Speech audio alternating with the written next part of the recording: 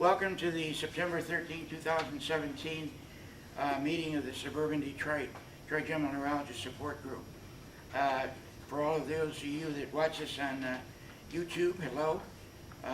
And I think that's probably the reason why we haven't had as many in attendance as we've had in the past. I think our maximum once was 41 for Dr. Casey a couple of years ago, but now people know they can watch it on YouTube. But we're going to have Dr. Ayer here tonight. She'll be about a half hour late. Dr. Ellen Ayer has spoken to our group at least once or twice before, and she's going to cover neurostimulation for facial pain. And that's going to include, as many of you know, the motor cortex stimulator, the deep brain. I'm not sure she does a deep brain, but there's a new one out called the PNS, the peripheral nerve stimulator.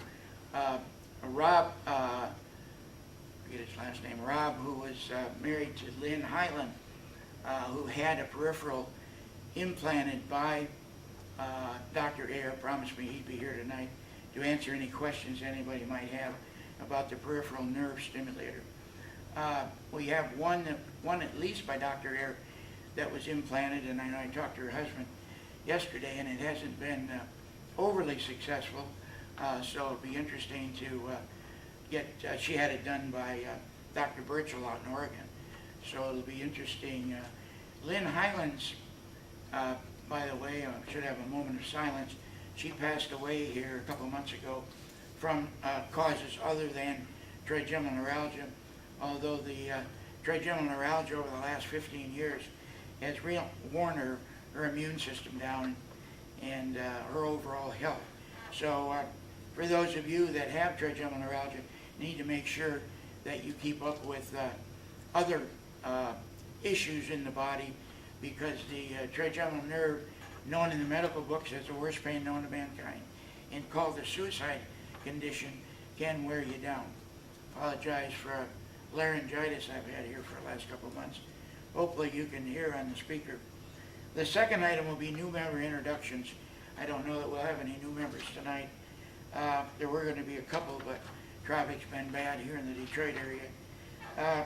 And then the articles to be discussed. Hopefully they're, when I throw in articles, they're items that are useful and not redundant with other things. The first one was how my support group helped. That's interesting. A lot of RA or rheumatoid arthritis support groups, or people that are in RA support groups, talk about its benefits. So I thought that was applicable for trigeminal neuralgia as well. We've been meeting since March of 1998, and normally we don't get the people back who have had successful MBDs or other procedures, so that's why we really appreciate Jim, you say Dowse, right? From Toledo, driving all the way here. He had a successful MBD by Dr. Casey and fell in love with Dr. Casey both before and after that surgery, because he's pain-free other than just a little numbness that he would trade for the typical trigeminal pain. I should mention the Dr. Ayer's stimulation, I believe, is normally for what we knew as atypical trigeminal or TN2, not the classic, but we'll let her speak to that. Again, the second one was how to deal with pain. Goes a long way toward relieving it, and I think I put in the cover note the 5 or 6 items that they talk about. Communicate, talk with family, talk with somebody about it. And that's why I know we have some people who really haven't attended a support group meeting, and you know, they're kind of holed in their house, and it's hard to get out, I know, and talk with other people about the pain you're realizing, especially if you can't control it yourself. But what we found is, I noted that I think in the cover note, especially the ladies, not that the men haven't, but the ladies in the group have really bonded in our support group over the last 10 or 15 years, and even meet outside our group, which is great. They really don't invite them in, but we're not complaining. What you need to know about over-the-counter, I know we're glad, Lynn I'm talking about, is had dinners. What you need to know about over-the-counter painkillers, let you read that. And this other one that both Lynn and I received, it's a Pain News Network, and I showed you where you could get it on www.painnewsnetwork.org. The March 26, 2017 issue had a number of things in there that I think there's like 10 different items that you can click on. But what they're following closely is the issue of opiates, and the issue of opiates are raising hell in the country, which they are when used in a way, misused I should say. Myself personally, since about 97, I've been on 500 or 600 milligrams of morphine, MS cotton, and it's been a lifesaver for me, along with 1,800 milligrams of Neurontin. So I think the other thing they point out, that most of the misuse and the deaths are caused by fentanyl and, what was the other one in the note? I don't know if it was acetaminophen or something else. Fentanyl and, what was it? Are the cause of it. Shut that for a minute, Jim. I want to hit. The item that I was forgetting was heroin. Not sure how I forgot that. But the use of mixing heroin and fentanyl. Fentanyl, as many of you probably know, is in the patches that are used for trigeminal neuralgia, atypical trigeminal, TN2, and other pain conditions. So that's the main. Those of us that just take an anticonvulsant, like Neurontin, and an opiate like MS cotton or morphine, generic morphine sulfate, don't have those issues as long as you titrate up slowly and you have a medical professional that understands how to move you up on the scale. I think it took me 4 months to get to the 500 level, like I say, about 18, 19, 20 years ago. So used correctly, they're not a problem. One thing I should mention, if you're using opiates, those of you who've used it have found this out already, constipation can be a real problem. And what I've found over the years is using Miralax, which used to be script required and now is over the counter. That's what the best I've found, and many other people have. Along with Senecot S, I use also now. Seems like after you've used it over the years, that issue becomes more of a factor. I also put in there that we have about 15 or 20 videos, including Dr. Casey, Dr. Ayer, and other neurosurgeons and neurologists who have spoken to our group over the last 10 to 15 years. We didn't start videotaping initially, but we have been, at least for the last 10 years. So those are available if you search Tim Guith, and on the TNA website, who many of you may be on, searching my name or Suburban Detroit. The last item, Dr. Ayer, as I said, was going to be a little late. I mentioned the reminder to provide support funds that people that can to keep us going. But obviously sending the agenda over the internet has zero cost. But we're sending about 125 through the mail, which probably is part of my fault that I haven't scanned the group and emphasize more those that can receive it versus via email. The last item is, you'll see on the agenda for 2017 in November, we have Dr. Craig Pepler, who since Dr. Valoran left the state a year ago, January, he has been my pain specialist, and he's here in Rochester Hills. Dr. Craig D. Pepler on Crooks Road. He's been an absolute lifesaver for those of us that were seeing Dr. Valoran. I know there's at least 5 to 10 ladies seeing Dr. Pepler. I had up to 30 atypical or TN2 sufferers with Dr. Pepler. While we're hearing that Cleveland Clinic and other of the major institutions are being a fear of God put in them by the CDC and other organizations at the federal level, Dr. Pepler has a good relationship with the DEA, which is beneficial. And they understand, and his records have supported his prescriptions for strong opiates. So we had 2 more people calling there yesterday, and I haven't heard that they couldn't get in. He held up for a while. If you tried and he wouldn't take new patients a few months ago, it was due to some new paperwork from the feds.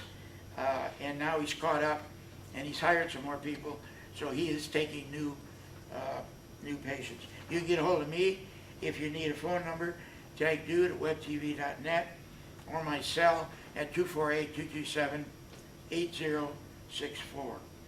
Anybody that has recommendations for 2018, let me know. Usually by now I have a whole list of folks to talk. Next year we'll try to get probably Drs. Casey, Malik, Schwab from Ford, and I believe it's Dr. Jones who has replaced Dr. Piper here at Beaumont. As a reminder, send prayers along for both Dr. Piper and Dr. Piper was here, as most of you know, locally here at Beaumont, and Dr. Copeland passed 3 or 4 years ago in Midland, who was had at least 30 or 40 of our members had very successful gamma knives. And Beaumont has followed up, as well as Ford, with gamma knife. I believe Ford has the Lexel or one of the other units, not particularly the gamma knife, but we've had good support from both Beaumont as well as Midland. I should say Beaumont and Ford. Midland has another doctor who hasn't spoke to our group. Dr. Copeland, God bless him, spoke to our group in March for I think 11 or 12 years in a row, March every year since he came from California. So we wish, if she's watching, his wife, as well as Mrs. Piper, the best. If you are, Dr. Piper's 10-year-old daughter said the rosary at the funeral home. Sorry to get off topic, but it was a real tearjerker for those that were there, having her so confidently say the rosary at the funeral home. Thank you. I'll shut up and we'll get Dr. Ayer up here. Thank you. Dr. Ellen Ayer from Henry Ford, West Bloomfield, is going to start her presentation or remarks, and you're willing to take questions in the interim, or you want to wait till the end? No, that's fine. She's going to cover neurostimulation for facial pain, as I explained in our cover note for those of you who have received it. Dr. Ayer, you're on. Thank you. So who's heard this topic discussed before, or might have even been here when I was here in the past? Okay. So you can feel free to interrupt me, because a lot of it is what I have talked about in the past, but for me, this is about kind of providing other options when we've gotten past or not had luck with some of the traditional treatments for facial pain and specifically trigeminal neuralgia.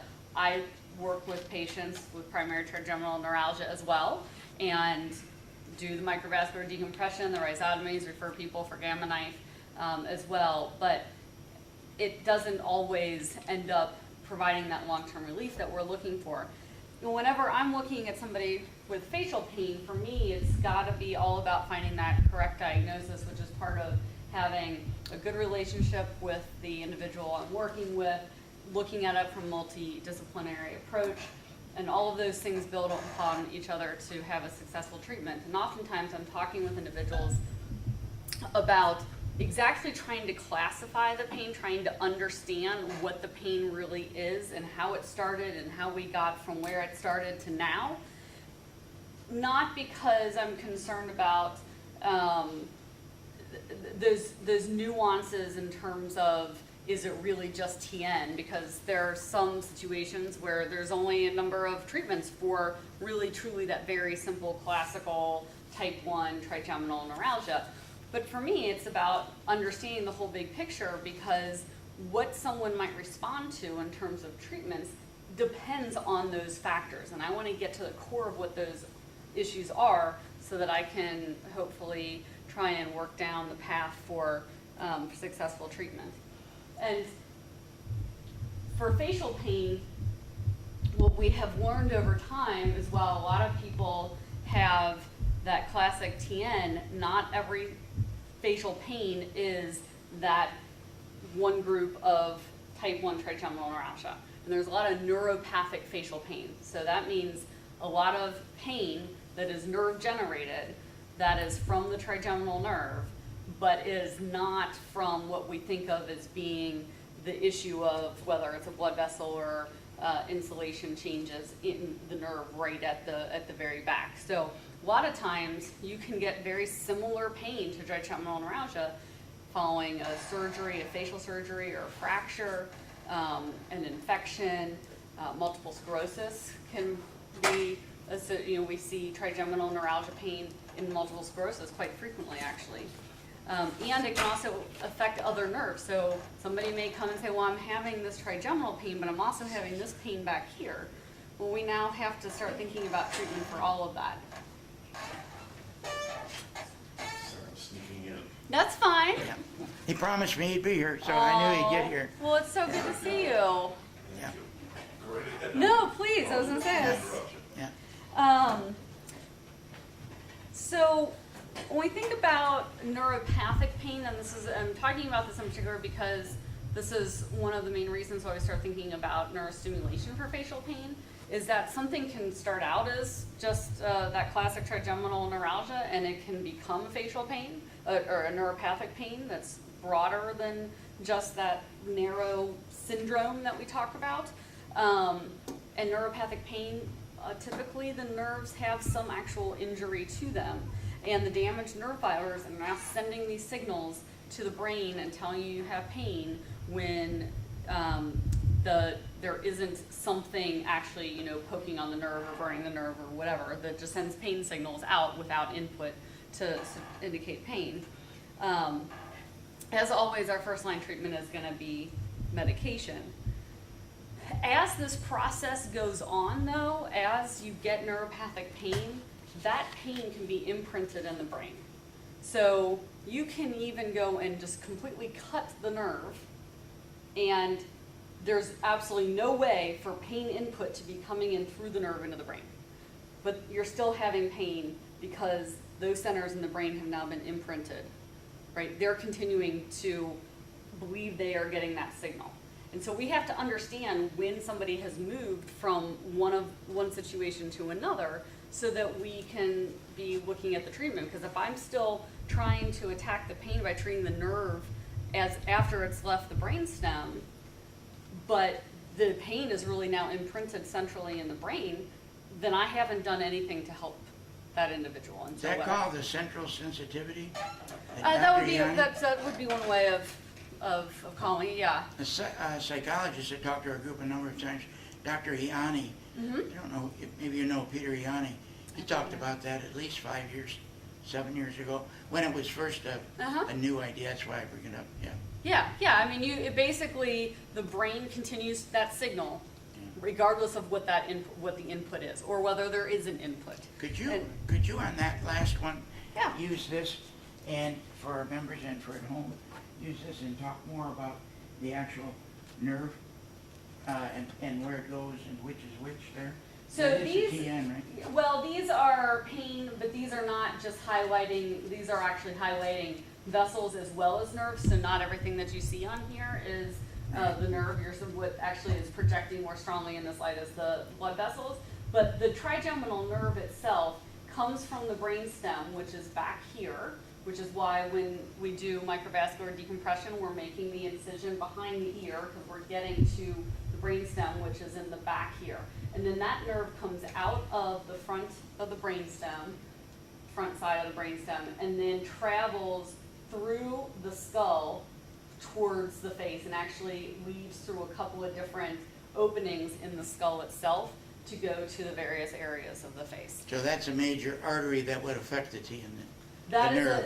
is a major artery that controls blood flow, this, I would ignore the vessel itself, but this is the pathway that the trigeminal nerve goes through, and then it has branches that come out along the chin, along the cheek, and along the forehead. Great. And then actually goes back beyond, for most people, goes back beyond the hairline. Thank you.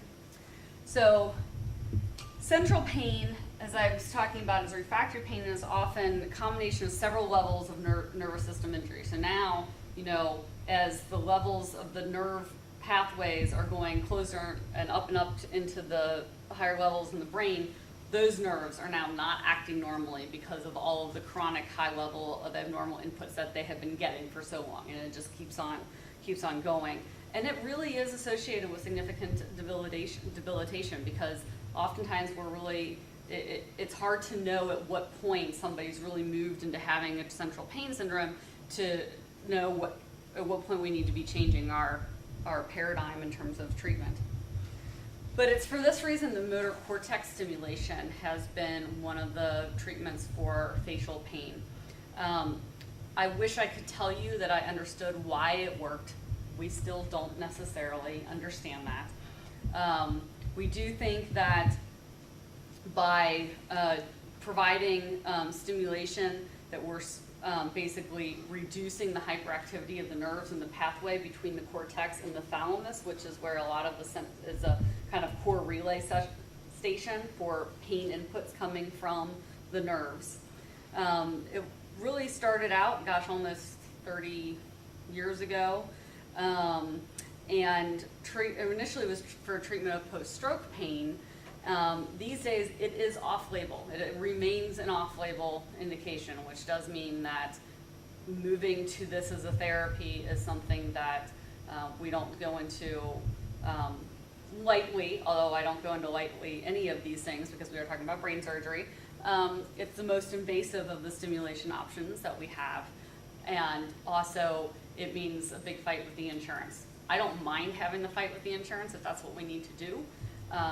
But between the increased invasiveness and that issue, we do tend to look towards other options first. I haven't heard of, we only have one that has that, but I haven't heard of anybody in our group or other places that have had insurances finally turn it down. Is that the case in some cases? I know it's a fight.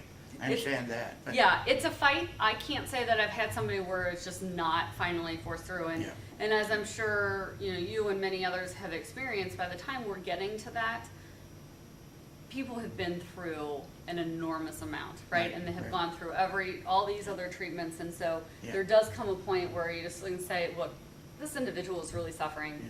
Yeah. And by the way, hate to make a monetary argument, but look at how much money you're spending on all this other stuff that hasn't done anything. Right. And so let's try and get this under control. So it's not a panacea. It's not going to fix everything. About 75% of patients get more than 40% pain relief. The longevity, how long that lasts, not consistent. And usually patients do well, I would say, for 8 to 12 months. And then they start noticing that things aren't going well, and then we have to change the stimulation settings, and oftentimes we can get it back. So there probably is some, tolerance or just resistance that the brain develops in terms of that stimulation pattern, and now those central abnormal pain signals start breaking through again. But oftentimes we can change the stimulation pattern, and we can regain that response. Sorry, one other question. Who actually does the reprogramming? The actual neurosurgeon that puts it in, or Medtronic, I think, is the main supplier, isn't it? What is the role between the neuro and the med, just out of interest? It should be the neurosurgeon. Yeah, that's what I'm saying. I do mine. Now, that's not to say that sometimes I'm not standing there with the representative and saying, type this in. Sure. But it's important that that's something that we take the responsibility for, in particular because there are definitely risk factors, and seizures are one of those risk factors, and we need to be able to know whether or not we're reaching that threshold. So what we actually do in this procedure is that we place stimulating electrodes over what's called the facial motor area, and actually pretty much we put one right on top of the face area, that's motor, and the next strip of tissue over is primary sensory area. We generally put one on each side or put electrodes so they cross between the two.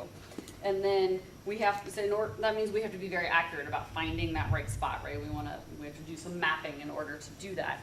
And then provide stimulation across those two areas to reduce their hyperactivity, basically.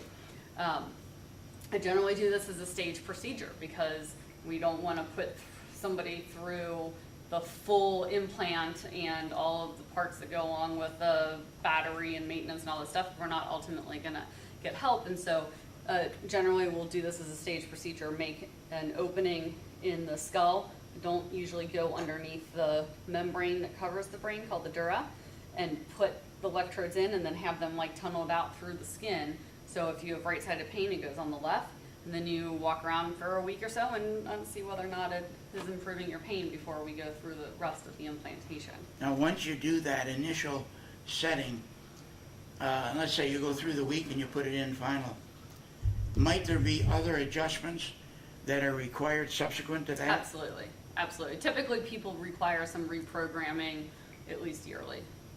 Yearly? Yeah. Not sometimes even more earlier than Sometimes that? more frequently than that, sometimes longer. But I would say I'd say most people start feeling like they want to start making some changes 8 or so months, and it varies. But this is what this looks like. So there's the opening in the skin. Back here, opening of the bone, and we've mapped out everything using imaging and electrical circuits, and then place electrodes over the brain surface, not on the brain itself, but on the membrane that covers the brain, and then sew those down, put the bone back on, and close everything up. When it's all finally implanted, then they are connected to extension wires. This is a connector to extension wires that go to a generator in the chest. And would you be open to making adjustments on a stem that's a motor cortex stem that's been put in by somebody on the West Coast? Yeah, of course. You would? Mhm. You'd be open to that? Yeah. Okay.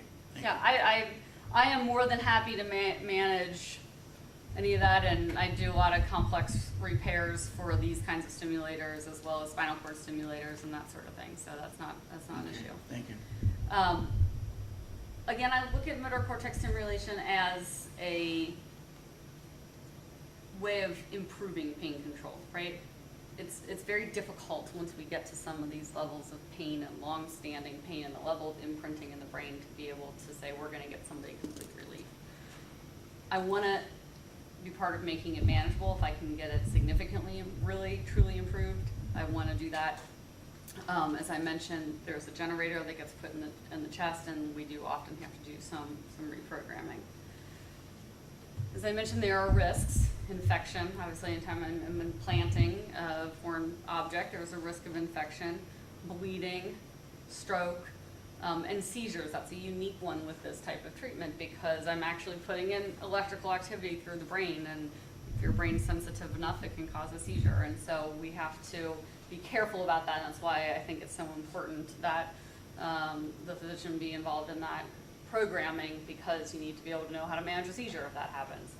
And so what we're generally doing is turning this up slowly and finding the right level for any individual. Is that seizure in the initial implantation or possibly during the first year of it or something? It can happen at any time, but it generally only happens when somebody has had the device turned up too high. Too far. So sometimes we don't know what that threshold is going to be immediately, and somebody can be more sensitive early on and cause a seizure. Obviously, if that happens, we turn everything down. It would be unlikely for somebody later to develop a seizure from stimulation that's been held at the same level for a long time, unless it was going up. I don't know of anybody here at Beaumont doing these. Do you know? I know Dr. Casey does them.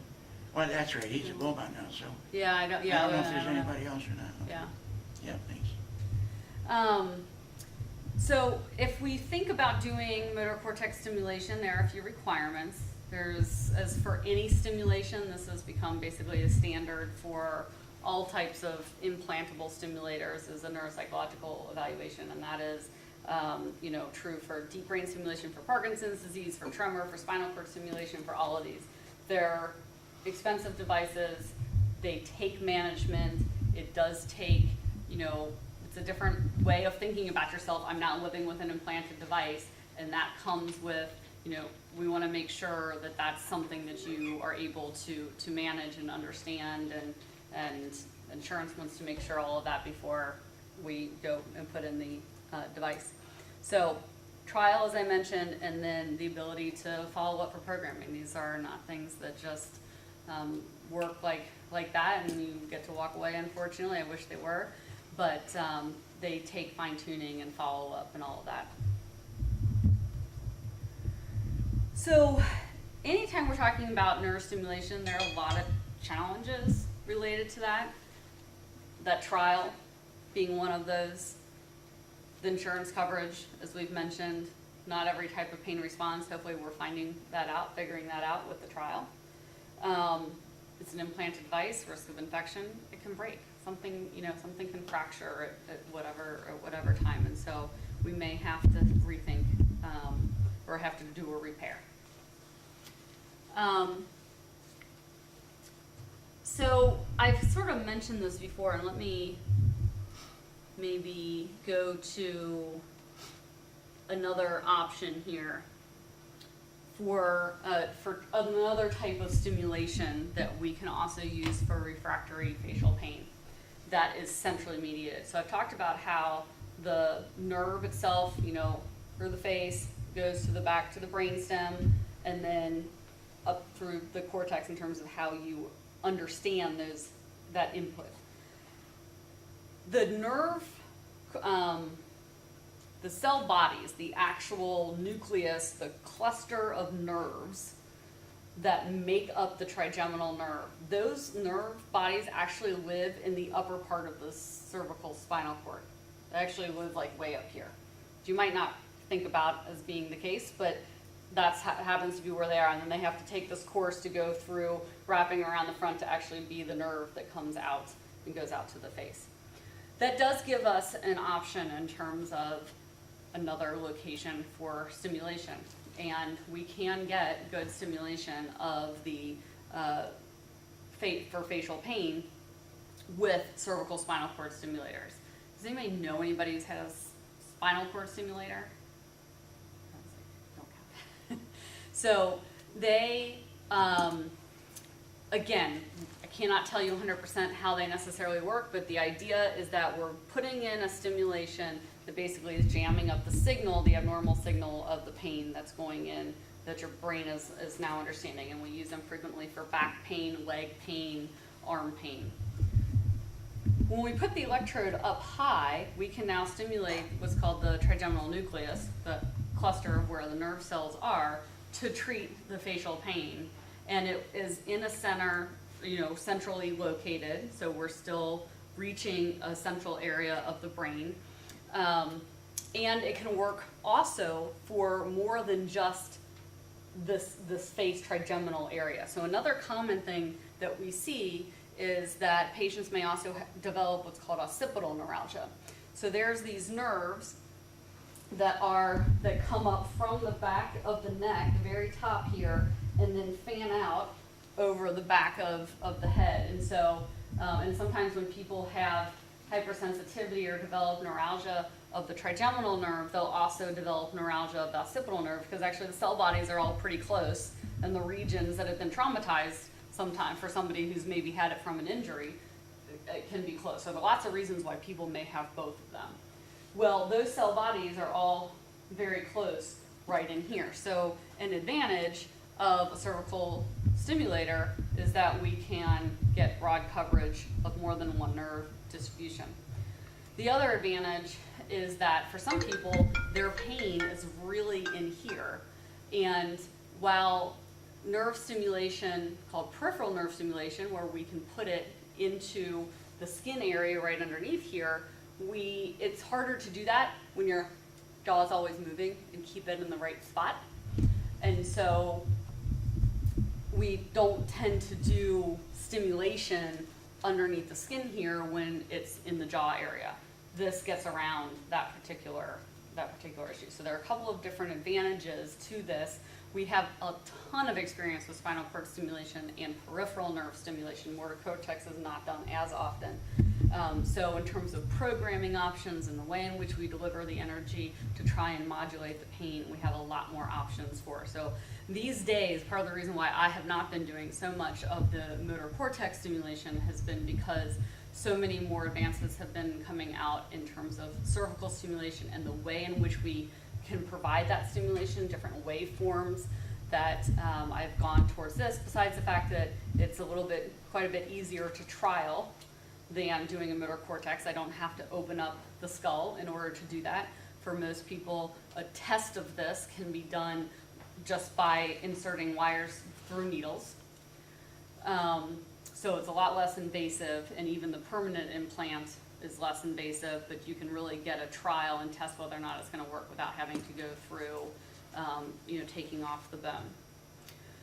But for some people, this is not the ideal option, and frankly, if a lot of the pain is focused up here, or as I said, even with occipital nerve, when it's focused back here, then we can access those nerves more directly and put electrodes to stimulate right over those nerves where where the nerves actually come out. And so that can be placing electrodes underneath the scalp, over the forehead, along the cheek, along the back of the head or the side of the head, to give peripheral stimulation. And that works for quite a number of people. The one limitation there is you do have to have sensation in those areas in order for that type of stimulation to work.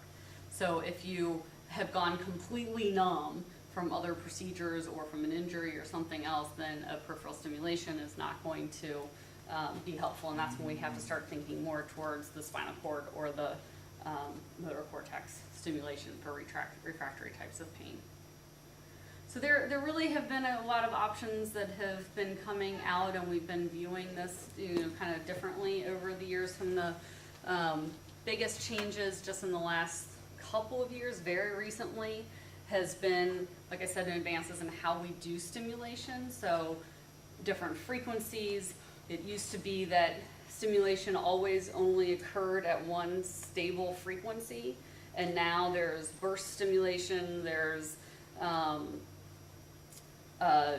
different types of frequencies up and down and things that you can do that we're seeing patients are actually getting a better response to.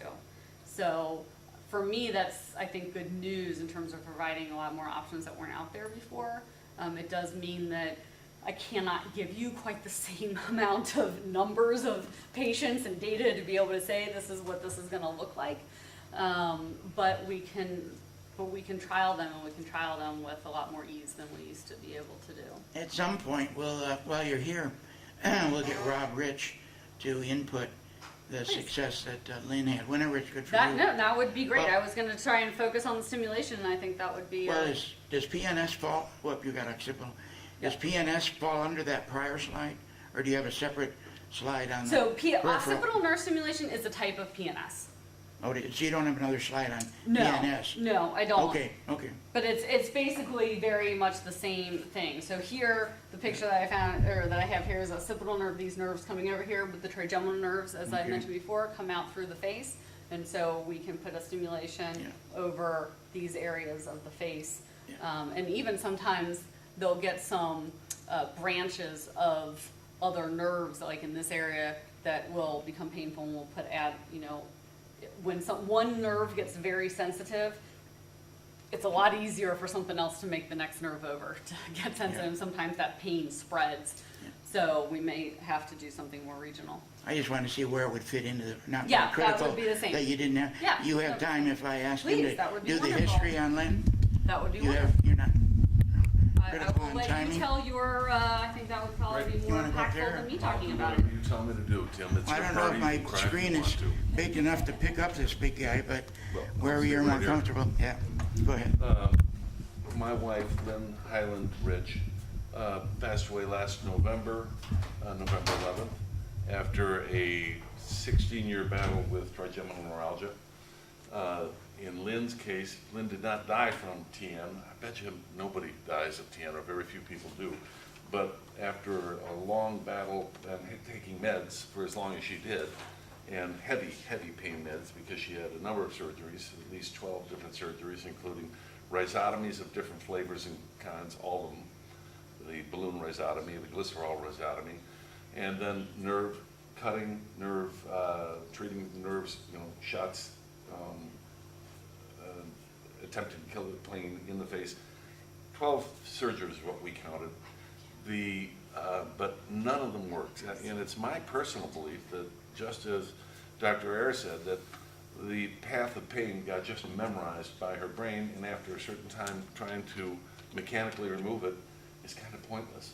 So, and that's why we're finally looking into the motor cortex stimulator and the peripheral nerve stimulator.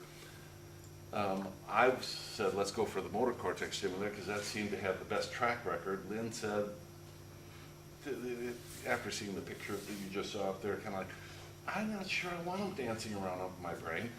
And if you could do the PNS, because her pain was primarily behind her eye, but also in her cheek, that if we could try the PNS, the peripheral nerve stimulator, because it was locally centered correctly, then let's see if we do that step first, and we might have to do the motor cortex stimulator afterward.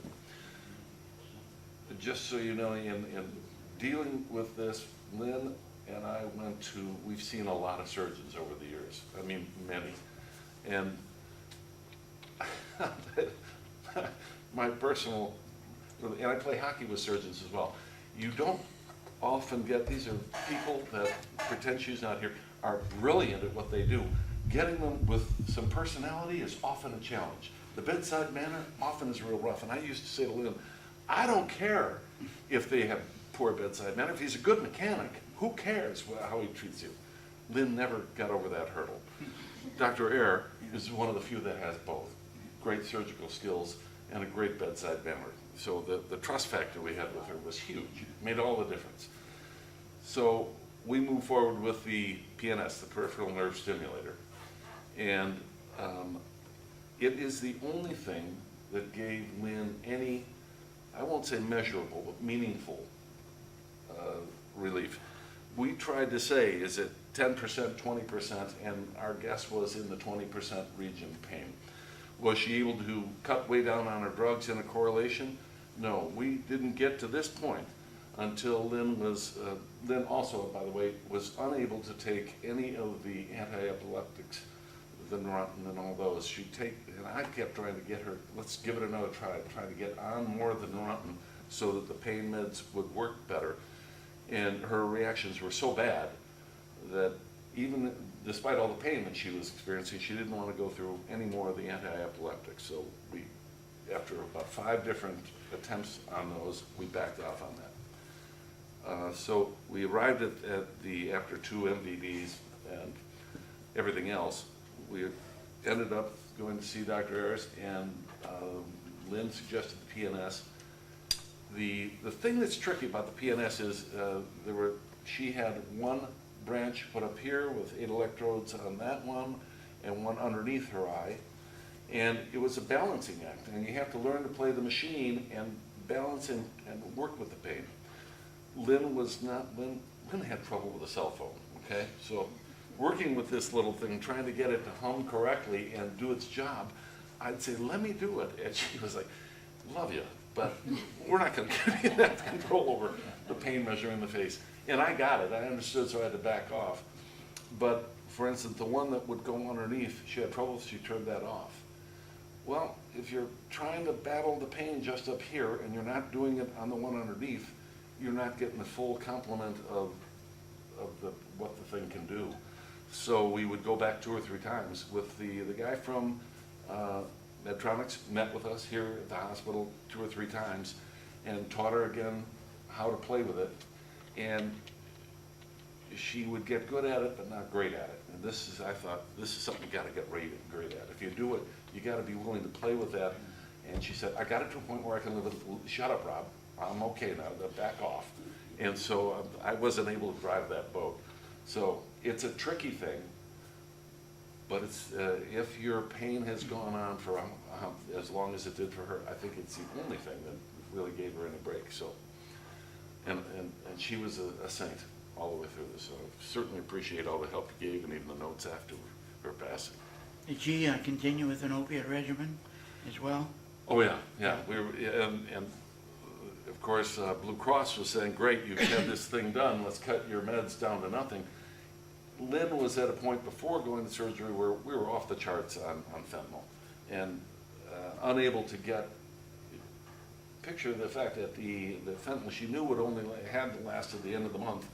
And the pain was so great that she would use it up by the 25th day, knowing that she had to, go dry after that. Fentanyl patches, right? She had fentanyl patches, but she also took the fentanyl pills as well. So we were maxed out on that before going to this. We never got her off the, any of that. Thought she was on always- Oxy at first, no? Oxy, Didn't work. for as long as it worked, yes, that was great. MS, Then did you it- try the MS too, Cotton? MS count, oh yeah, absolutely. She did, Yeah, okay. yeah. In every case, we tried all of them until it got to a point where that wasn't touching it. The And she- fentanyl gave her. And some you got true high relief. enough on those to, attempt, yeah. I don't think you said get high enough on those. is Yeah, the it's a term wrong used, but I term, mean, isn't the it? Yeah. quantity, yeah. Comes with The age. quantity would get to a point where Yeah. she was stable. And we had good days. You did with You know, that. not days where she was able to get out and do a whole lot. And it but wore off like for many Good people. days. Yeah. Yeah, Okay. but then it would wear off, Yeah. especially toward the end of the Yeah, you month. have to go so so high, yeah. That's great. Thanks, Rob. You Appreciate you bet, coming. you bet. It's not an I'm easy glad to- subject for you, I know, and No. we all loved Lynn, not as much as you, obviously. Kathy, you saw Kathy, yeah. Thanks. Thanks. Okay, thank you for that time spent, Sure. which I think was key for people seeing this. I know a few that are very interested in Rob's experience with it. And we've heard that from other people as well.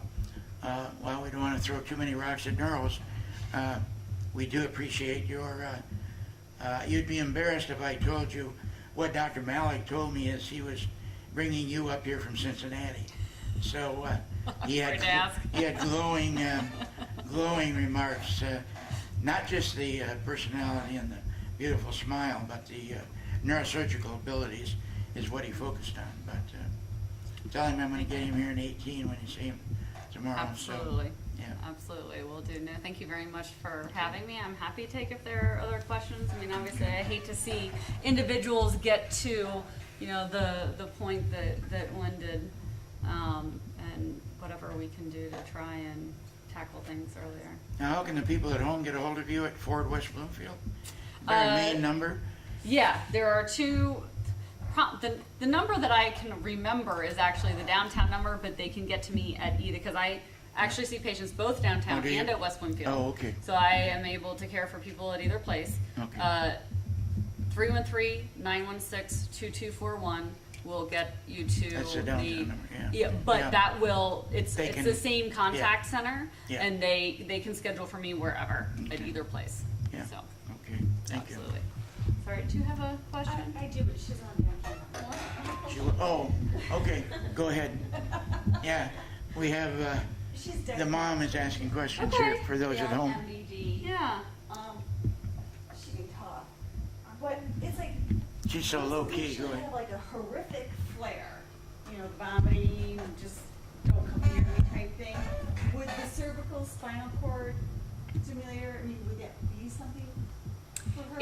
It's possible. I have to sit down and, Right, and chat give it one-on-one. more of a kind of discussion about it. But those can be options. Yeah. And then what about when she decides to have children?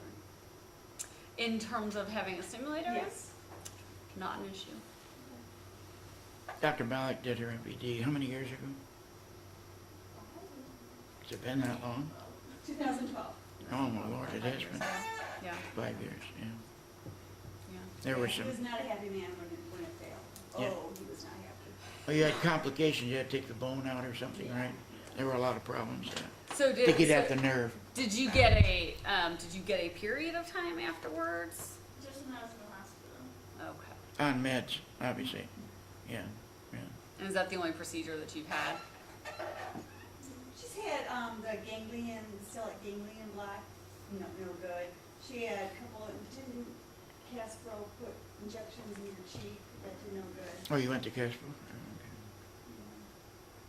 Sometimes being at, you know this well, so I'm not telling you anything, being at the same institution allows for more of a focus. What I'm getting at is they have a pain group at Ford West Bloomfield as well. If you're looking for any more of the injections. She'll probably just do the Botox again. Yeah. Did that help? talking about. I Botox? felt like it didn't, but then I felt like my pain got worse after we stopped, or like Did it? headache-wise at least. for Yeah. a second. So it's not the stress from college that's causing your pain, right? Yeah. So you had some rebound pain that came back after it wore off, or? Like, how many times did I do it? Like 2 or 3 times, but then like, I felt like the past like 2 or 3 months, and I haven't gotten it in over a year. The past 2 or 3 months, like my headaches got worse, my headaches like can trigger TN. Are they migraines or?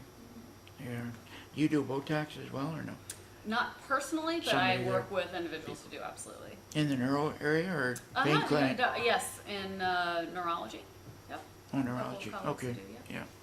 Yeah, that's the one nice thing is we have a couple of individuals, we all kind of, pass ideas off of one another and try and, come up with plans, and sometimes having another set of eyes and then getting back together and talking about it can be really helpful. You might help me with this. Dr. Malik told me, 10, 12 years ago, that he had some good neurologists for us to present, and I probably haven't pushed him hard enough on it. Oh, But if you could think about that and give me Yeah. some names, absolutely. I'd appreciate that. Neurologists over the years have not been our favorite physicians. Okay. One, and this is throwing rocks at an specialty that's not here to protect himself.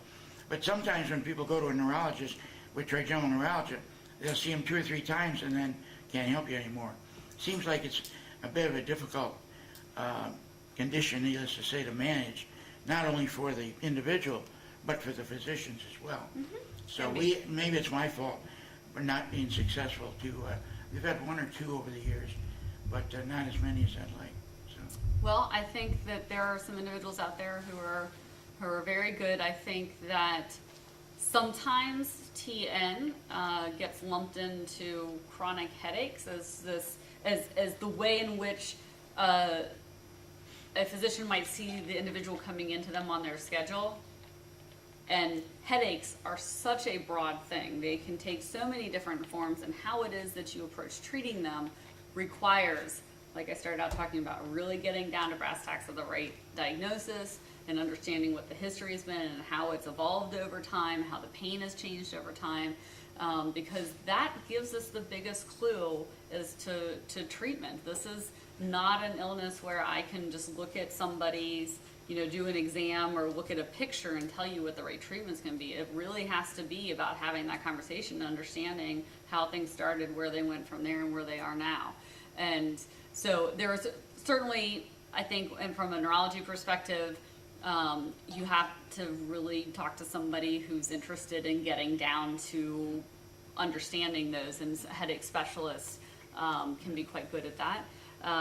And we do have a few. I will ask whether they're willing and send you Okay. names. I'd like to get them on for 18. Sure. We've gone to only 5 speakers a year now, Okay. and allowing the interim month, other than July and August, for just members to talk between themselves. Absolutely. That That's gives great. more time. That's about it, I guess. Okay. Forgot my other subject. Comes with age. And a rotten, probably. I have a question.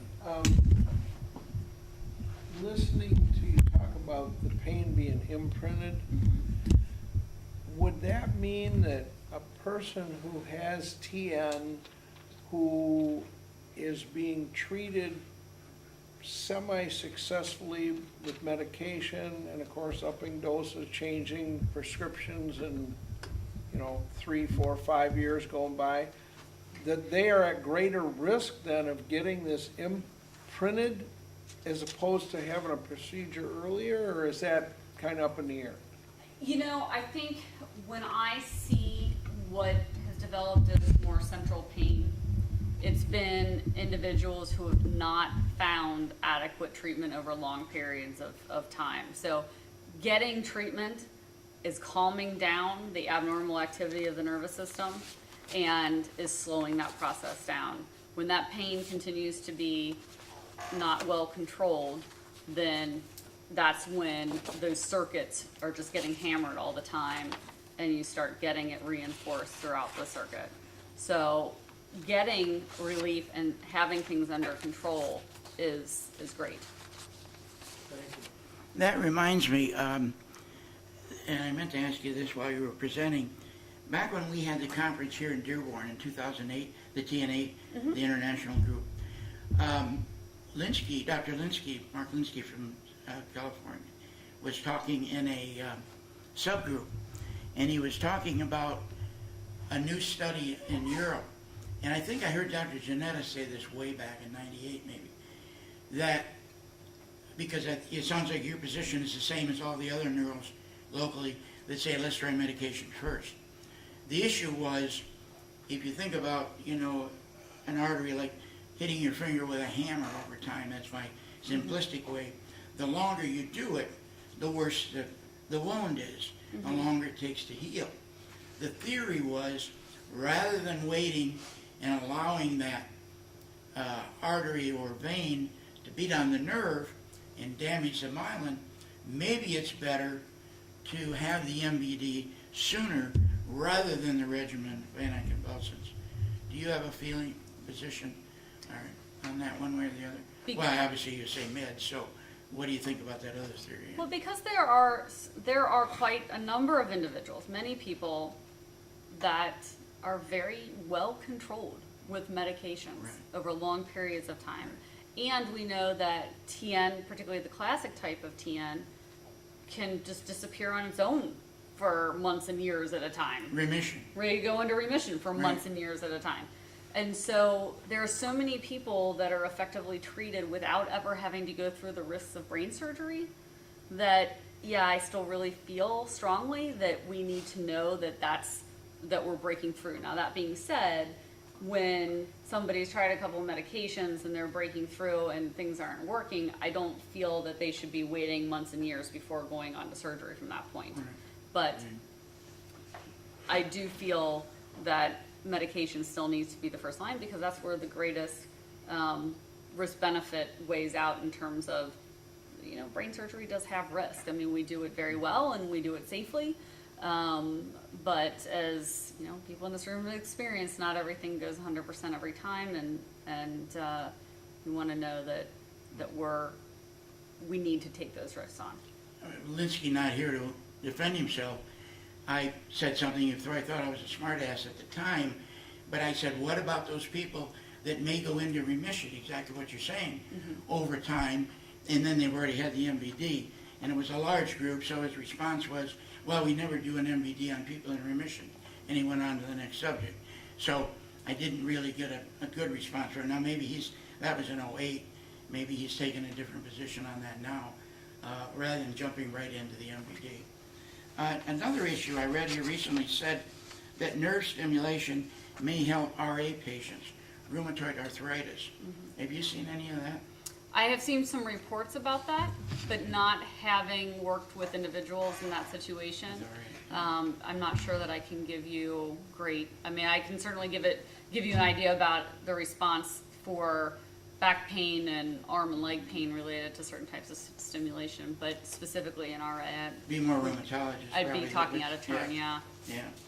Yeah, that's about it. Lynn wanted me to mention, and this is for you too, there's a movie going to be shown in East Lansing. I think I sent that out to everybody, by Dr. John Sarno and Dr. Schubner, who's presented here before on the mind-body connection. It talks about unlearning your pain, and if you want to sign up in, I don't know if you ever heard of Dr. Schubner locally, talks of mind-body connection. Yeah, I have. Have you? He talked to our group, it was very interesting. And this is Sarno, I've heard that name someplace else too, Dr. John Sarno, about this ways to reduce stress that can increase, obviously, facial pain and gain control over things. Anyway, for those of you at home that might be living in East Lansing, you might want to sign up. I do think that those approaches are so important to be part of the larger plan because the way I think about it, you only have one nervous system. Okay, and that nervous system has to, it's responsible for so many things, right? So yes, it's responsible for your pain and letting you know when something's harming you and to get away. It's responsible for making sure your lungs expand and that you breathe, that your heart beats, that you sweat when you're hot. I mean, all sorts of things that your nervous system is responsible for, including emotion, stress. So if now you have a system that's so heavily overloaded with pain, that increases your stress, that feeds back to making the pain worse. It just snowballs.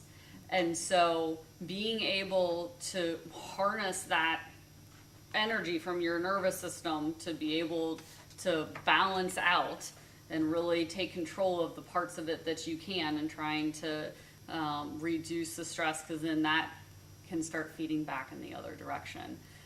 Your nervous system can only take so much, so being able to incorporate other things that help the health of your nervous system, I think, is very important. That's a serious side of why I kidded Carrie about college, just the issue of stress. Not saying that that's bothering you, but more for the people at home, and an excellent presentation on that issue. I know stress also. The other thing is barometric pressure. I find for not only myself, but others, even on 500 milligrams of morphine a day for 20 years, when the barometric pressure changes significantly, I'm just, I'm out of it. It bothers me that much with atypical. Mine was an infected root canal, started mine, not the typical. You find that also, barometric pressure changes? People find, barometric pressure or other changes in the weather.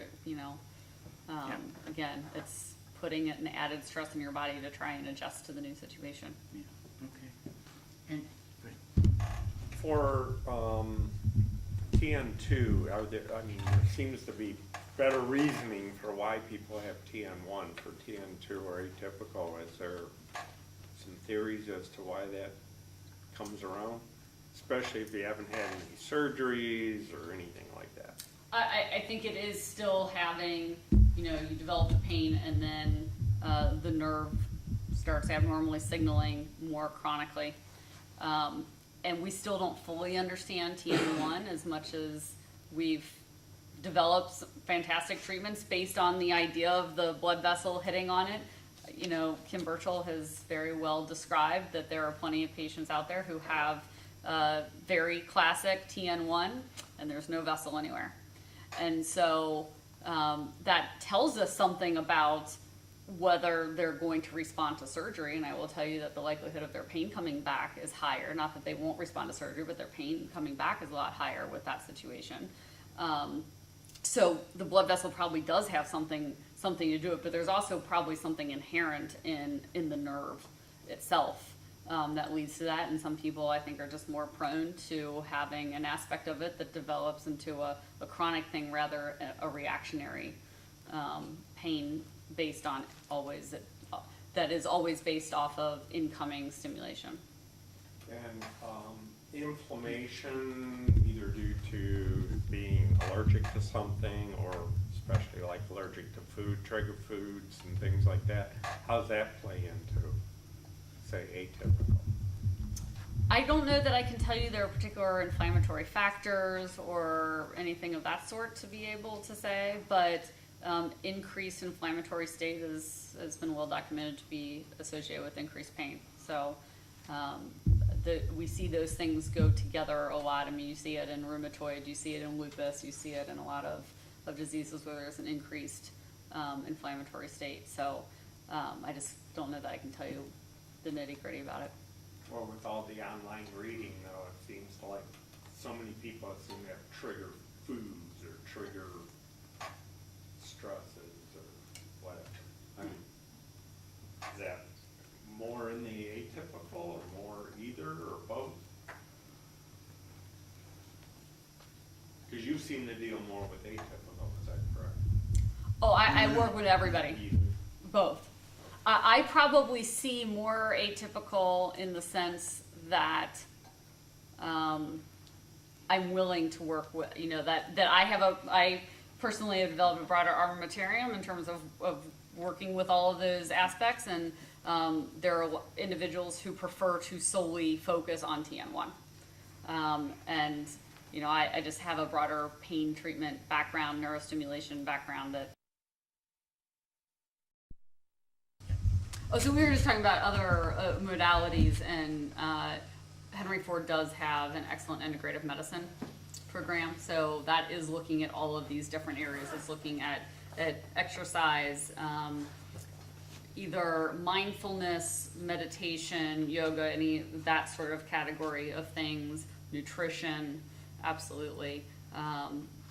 Again, we only have one nervous system, we only have one body. You can't disconnect all of those. I wish we could, it'd be nice, but we do have to look at it as a whole system and how all those things interplay.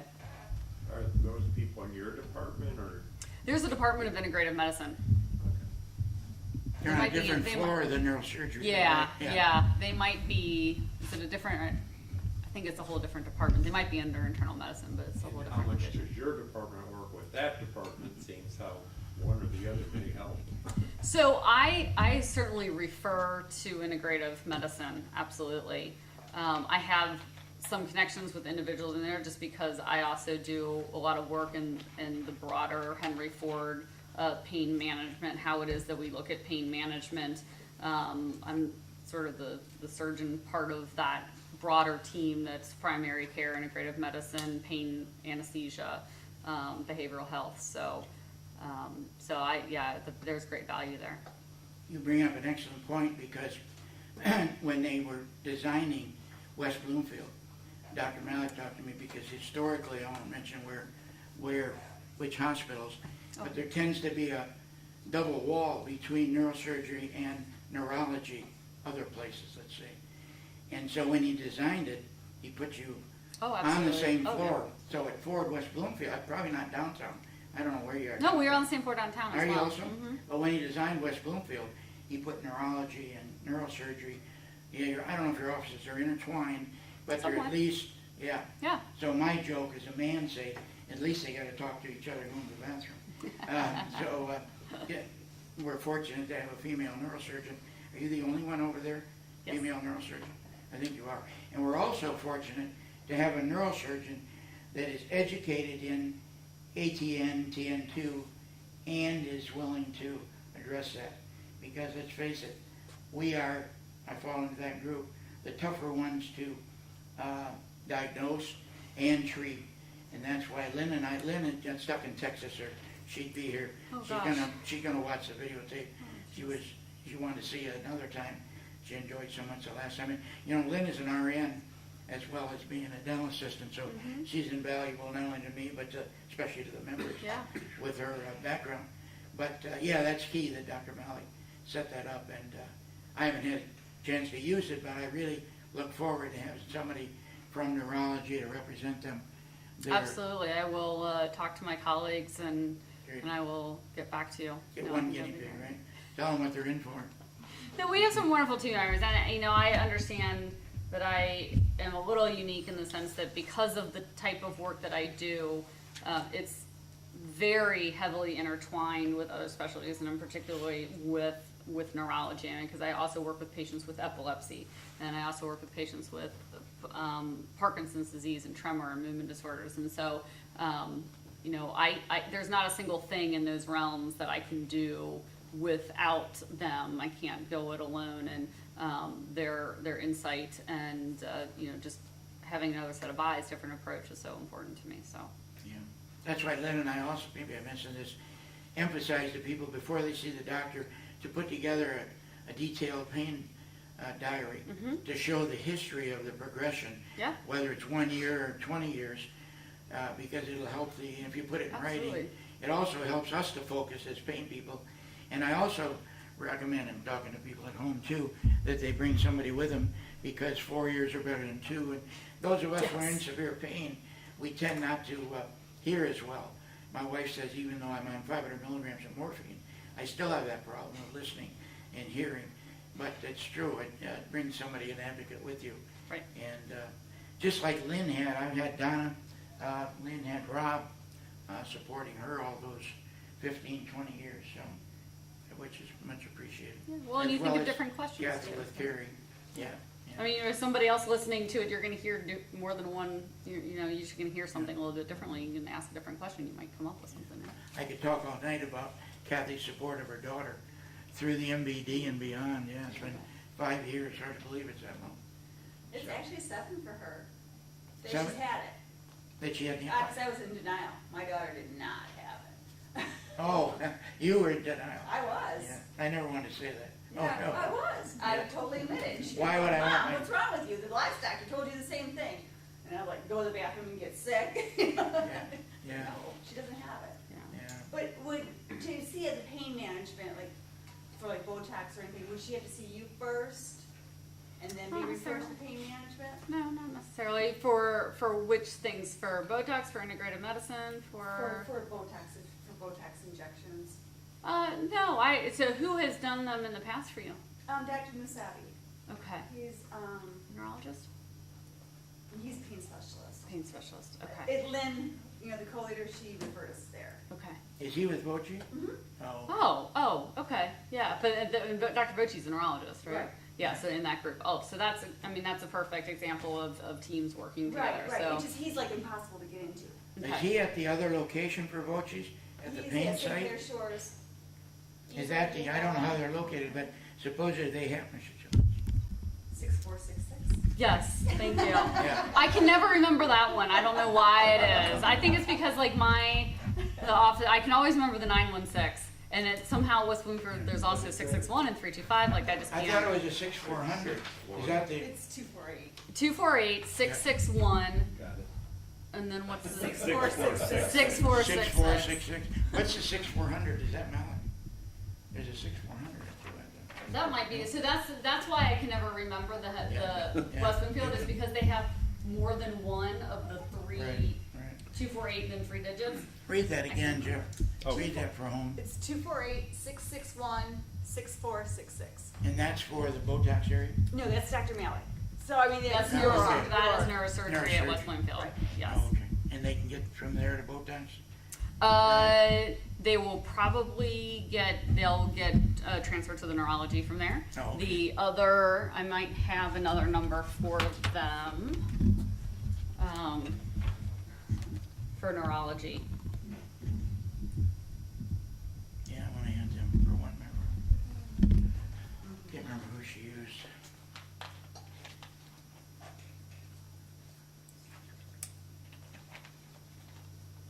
No use for it, obviously. Rob, would you repeat that for somebody at home? That if you have had a Medtronic's peripheral nerve stimulator, I don't know that the handheld device that is the modulator would be different for a motor cortex stimulator, or if it's the same device. No, but I- somebody that has a PNS now might be able to use it. That's my point. You said Use it's it as a backup. backup one, because what happens is you forget to charge it, and then you're sunk until it has its 3-hour charge. Oh, okay, so they could use So- it as a, Yeah. okay. That's it. It And charges. I'd love to How give it long to does a it person last? who's used. How long does the charge last? A day to, pardon me, I mean, a week, it depends how Oh, often less. you're goosing Using it, it, you know? yeah, yeah. So, and it would be just as backup. Yeah, okay. All right. So, a number that I have for neurology is 1-800-436-7936. Wait, 439, 436 okay. 7936. That's an 800 number. That's an 800 For those of you number. at home, that's Ford West Bloomfield for neurology, right? Yes, and I'm trying to. Which would be Botox as well. Yes. Yeah. Yeah, I'm just looking to see if there are particular. I can think of a couple people, but before let me share their name back with you later, so I don't catch them off guard. On with- neurology, you mean? Yes. Yeah, I don't yeah. catch them totally Yeah. off guard with. Keeping With other- good yes. graces with your Always good. peers there. Yeah, no, but there are a couple people that I think will be very happy Yeah. to come and talk, and Yeah. I can certainly do Botox for headaches. So next year we'll have January, March, May to start the year. And I'll give them the actual date if you give 'em my cell phone number. Okay. Anyone else here? Okay. Please. It concerns the imprinting that you were talking Yeah. about. If a person has TN for the majority of their life and doesn't have treatment for the majority of that time, TN1 or 2, honey? I have both supposedly. Yeah, that's right. Okay. Do you think the likelihood of imprinting is higher? Has it been in remission, or it's been chronic pain the whole time? Chronic pain the whole time? It's more, that is more concerning to me. Okay. All right. I've Right. had it since age 5. So, Oh my goodness. Yeah. and I was diagnosed when I was 16 though, so I tried medication for 8 years after that Yeah. and didn't receive any help, so. Oh, goodness. She's got a tough history, needless to Yeah. say. So, yeah, Dr. Casey talked about it a little bit and it's kind of concerning. Might be to me, worth so I was seeing just Dr. Ayer. wondering. You know where they're located, well, you're located both places, but Henry Ford, if you wanted to. You seen Dr. See- Casey? No, Oh, I've oh. only ever seen one neurologist Oh. before. I was told originally that I didn't have any surgical options because the nerve is damaged. So, yeah. I've only ever Damage seen from it being there so long, you mean? No, I fell. I just had a Oh, that's right. childhood accident and fell on my face. That's And, right. you know, I didn't break any bones or anything like that the next day. And that's when you've had the pain since? Yeah. That was 5, Yeah. right? So I would actually classify that as neuropathic trigeminal pain. So it's still a type of trigeminal neuralgia, but it's not that TN1 or 2. And that's gonna be something that, you know, sometimes just needs to be approached a little bit differently. Possibly a stem. Possibly. Yeah. It's a tough young Yeah, lady. sure. Yeah. Yeah, absolutely. Yeah. Anybody else? Do you have any questions? No? Ron? Thanks for coming, Ron. Appreciate Dr. Ayer again. You guys, too, for coming. Appreciate it. You know, one